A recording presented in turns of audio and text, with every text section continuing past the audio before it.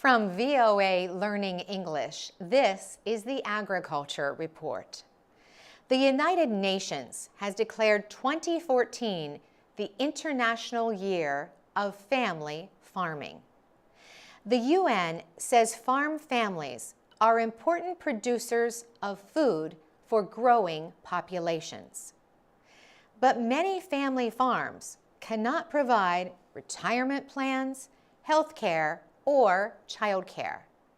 So the Food and Agriculture Organization has been working to get family farming included in national farm policies.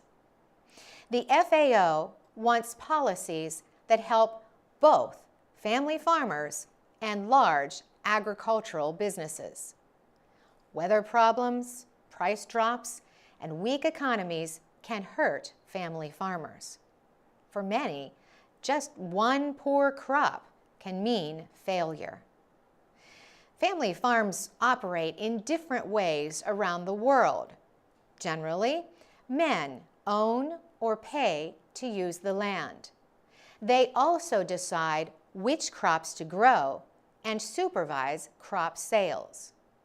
Women are likely to work in the fields, planting and harvesting.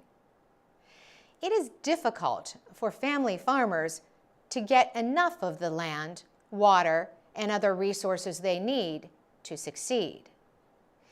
The UN has set up more than 50 national committees to deal with these issues. The committees are made up of representatives of family farm communities. Together, they agreed on 5 goals to reach by 2014. One goal is to establish policies to create equal rights for men and women farmers. Another is to guarantee that nations have the right to develop their own food industry. The committees want governments to follow environmental safety rules and provide financial aid to farmers.